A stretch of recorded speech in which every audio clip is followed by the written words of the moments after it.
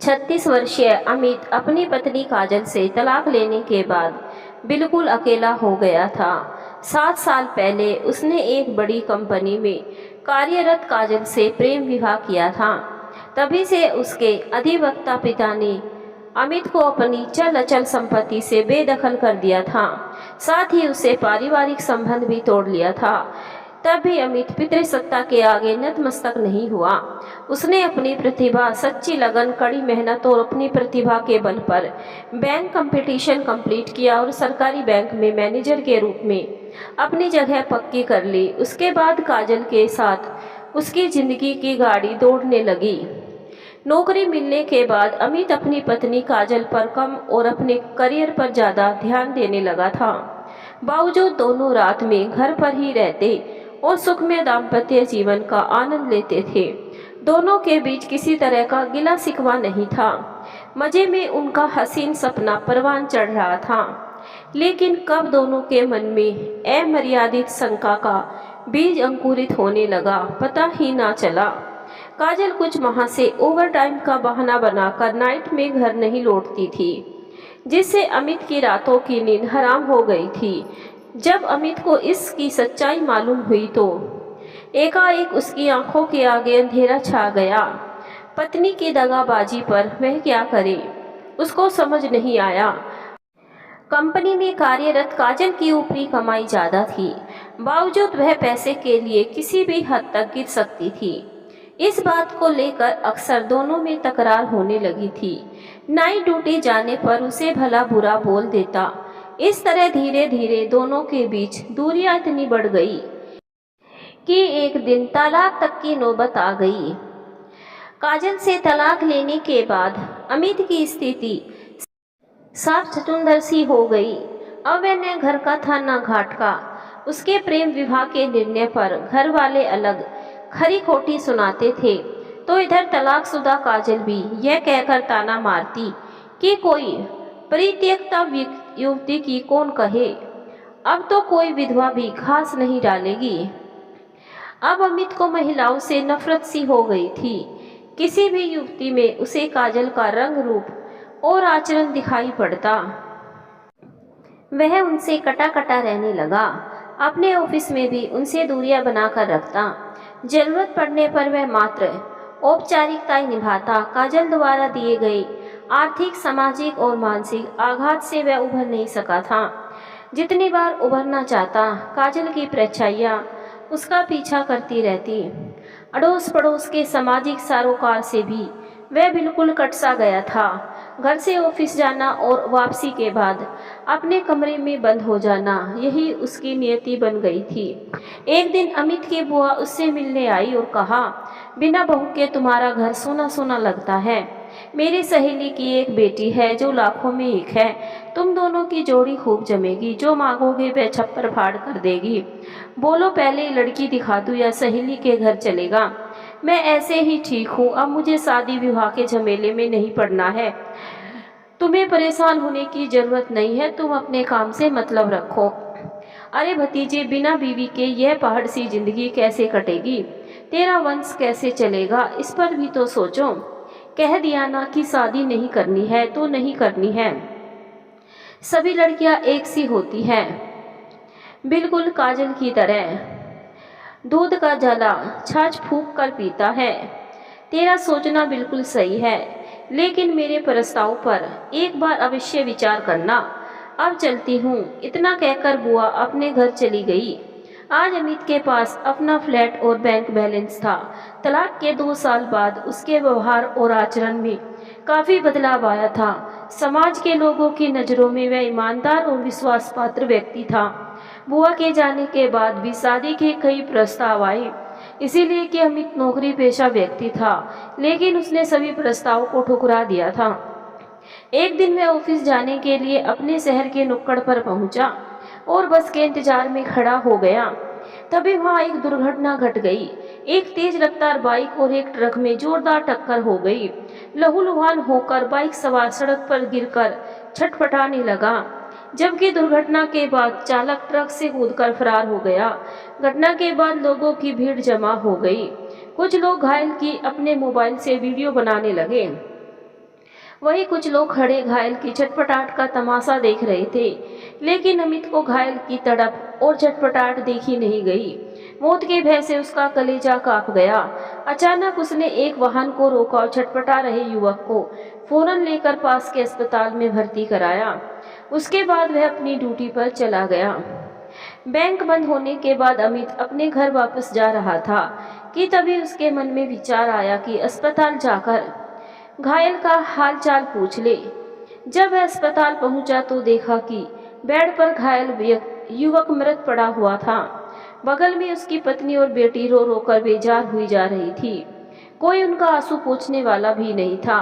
मानवता को शर्मसार करने वाले उस दृश्य को देखकर उसका दिल पिघल गया। उसने पास बैठकर मृतक की पत्नी और पुत्री को धैर्य और हौसला रखने की नसीहत दी। कहा, जो होना था वह तो हो गया। दुनिया छोड़कर जाने वाले कभी लौटकर तो नहीं आते, लेकिन उसकी यादें सदा हमारे साथ रहती हैं। आप पोस्टमार्टम के बाद मृतक के अंतिम संस्कार की तैयारी करें। आप मुझे अपने संबंधियों का मोबाइल नंबर दें, उन्हें घटना की सूचना दें।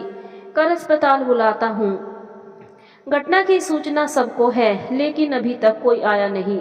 आप हमारी मदद करें। मृतक की पत्नी ने अपनी आंखों से बहते हुए आंसुओं को अपने आंचल से पोंछा और कहा, मैं अचानक वह हकलाया, हमारी दुर्दशा आप देख रहे हैं, कृपया हमारी सहायता करें। दीनहीन भावना से मृतक की पत्नी ने उसे व्याकुल नेत्रों से देखते हुए आग्रह किया, ठीक है। मृतक के अंतिम संस्कार के बाद 31 वर्षीय विधवा रीना से अमित का एक अनाम रिश्ता बन गया। मृतक अनुज रीना का पति था और उसकी देह से एकमात्र संतान उसकी 15 वर्षीय बेटी सृष्टि थी। अनुज शराब के नशे में बाइक चलाने के कारण दुर्घटना का शिकार हुआ। वह अव्वल दर्जे का पियक्कड़ था, जिसके कारण उसके सगे संबंधी और मोहल्ले के लोग परेशान रहते थे। वह सबके साथ गाली गलौज और मारपीट करता रहता था। अनुज का अव्यवहारिक आचरण उसके सामाजिक बहिष्कार का कारण था। यही वजह थी कि उसकी मौत पर भी कोई देखने तक नहीं पहुंचा। मनुष्य हर वक्त अपने नियमों के बंधन में बंधकर नहीं रह सकता, वह कितना भी अभिमानी और स्वाभिमानी क्यों ना हो, लेकिन सामाजिक सरोकार के आगे नतमस्तक हो जाता है। सामने आई किसी विपत्ति से विमुख नहीं हो सकता। वहाँ का परिवेश और परिस्थितियों उसे अपना गुलाम बना लेती हैं। यही स्थिति अमित के साथ हुई। महिलाओं से नफरत करने वाला अमित अचानक बदल गया था। उसके दिलो दिमाग पर रीना को देखने और उससे मिलने का एक नशा सा छा गया।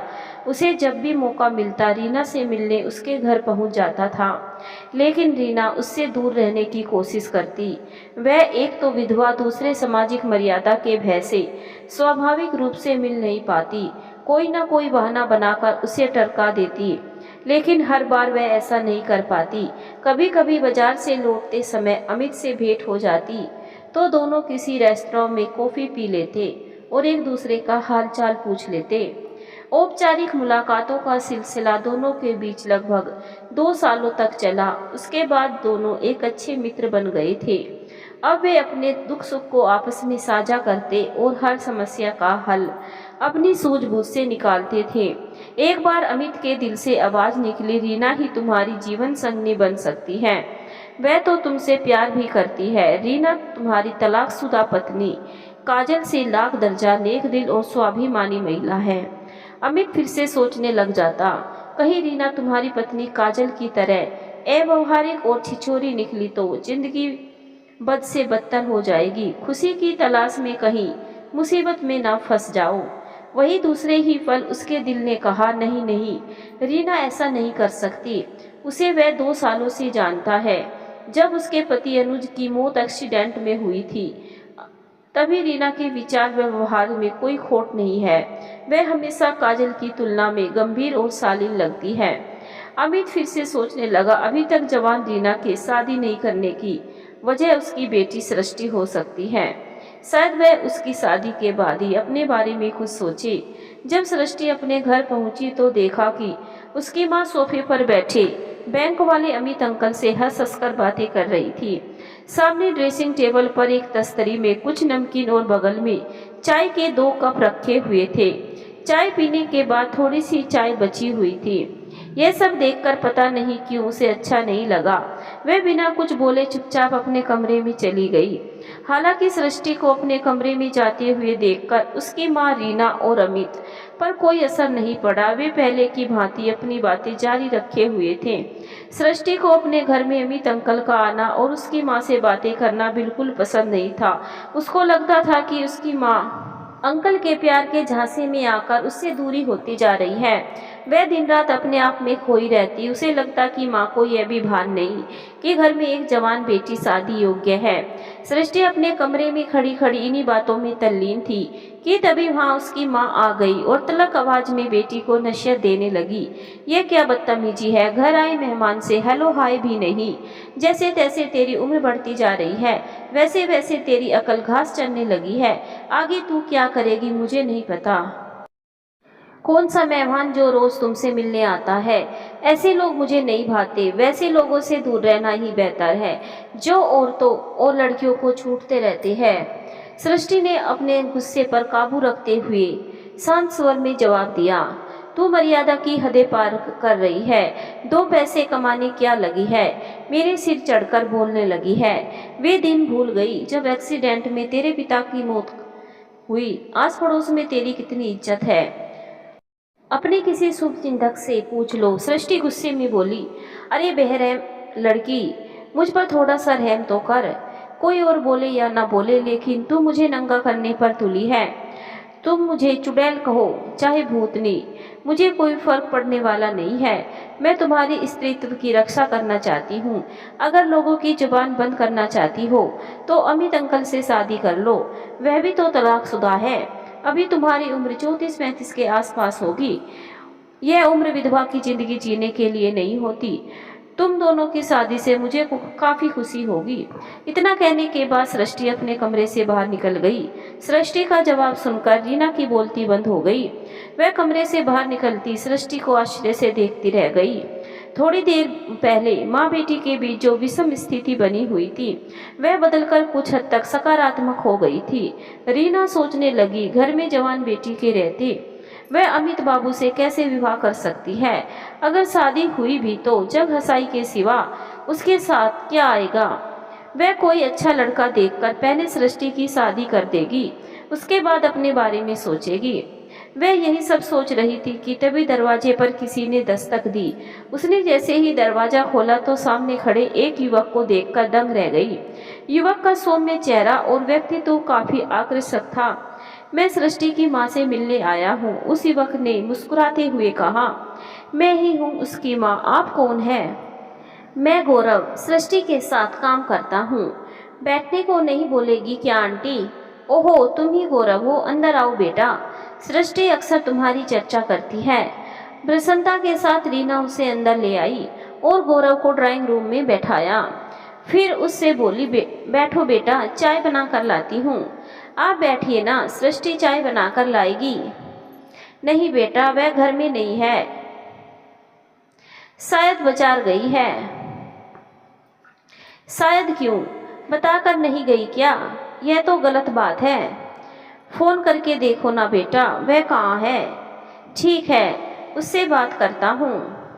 गौरव ने सृष्टि को फोन किया और बोला, जल्दी घर पहुँचो, तुम्हें देखने के लिए मैं अपने माता पिता के साथ आया हूँ। इंतजार करो, बस घर पहुँचने वाली हूँ। जवाब देकर उसने फोन काट दिया। रीना थोड़ी देर बाद चाय लेकर लौटी और टेबल पर रखकर उसके सामने वाली कुर्सी पर बैठ गई। चलो अब चाय पी लो बेटा, और बताओ तुम्हारे परिवार में कौन कौन है? रीना ने उत्सुकता से पूछा। चाय की चुस्कियां लेते हुए गौरव ने कहा, मेरा परिवार छोटा है, 3 भाई बहनों में मैं सबसे छोटा हूँ। मेरी बड़ी बहन गरिमा और उनसे छोटी बहन नेहा शादीशुदा है जो अपने अपने ससुराल में रहती है। मेरी माँ आशा गृहिणी है, जबकि मेरे पिता स्कूल में शिक्षक हैं। तभी सृष्टि घर लौटी, उसके साथ अमित, गौरव के माता पिता और दोनों बहनें भी थी। रीना एक साथ अपने घर में इतने मेहमानों को देखकर खुशी से झूम उठी।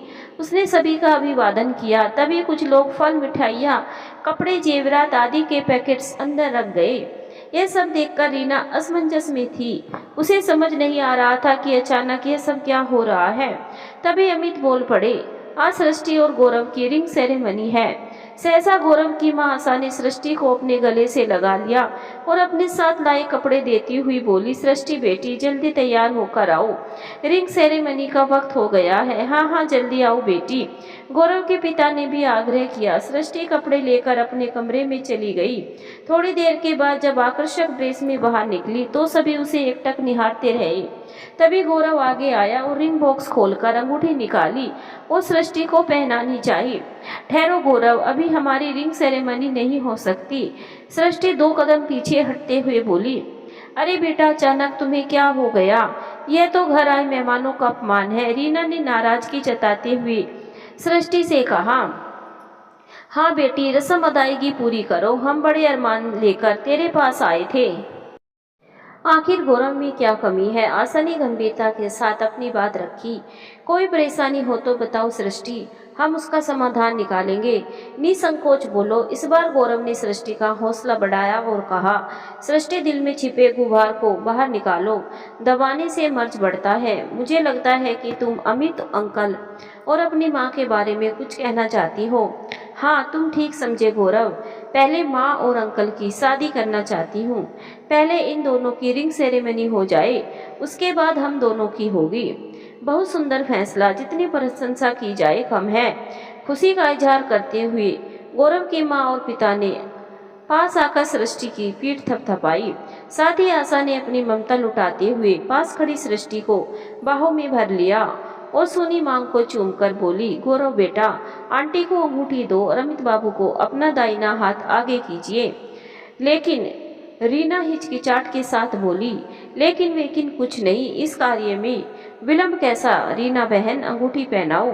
रीना ने अमित की उंगली में जैसे ही अंगूठी पहनाई, सभी लोगों ने तालियां बजाई और फूलों की वर्षा की। सृष्टि की शादी के बाद तुम बिल्कुल अकेली हो जाओगी बहन, इसीलिए अमित बाबू से शादी कर सुखमय जीवन का आनंद उठाओ। हमारी शुभकामनाएं और बधाइयाँ स्वीकार करो। हर्ष व्यक्त करते हुए आशा ने कहा। इधर रिंग सेरेमनी के बाद गौरव ने अपने सास और ससुर का आशीर्वाद लिया। वहीं जब सृष्टि ने झुककर अपने माता पिता का आशीर्वाद लिया तो रीना ने गीली आंखों से उसे देखा और अपने गले से लगा लिया। बेटी की जिंदा दिली पर उसका रोम रोम प्रफुल्लित था। उसके दिल ने कहा, बेटी हो तो ऐसी।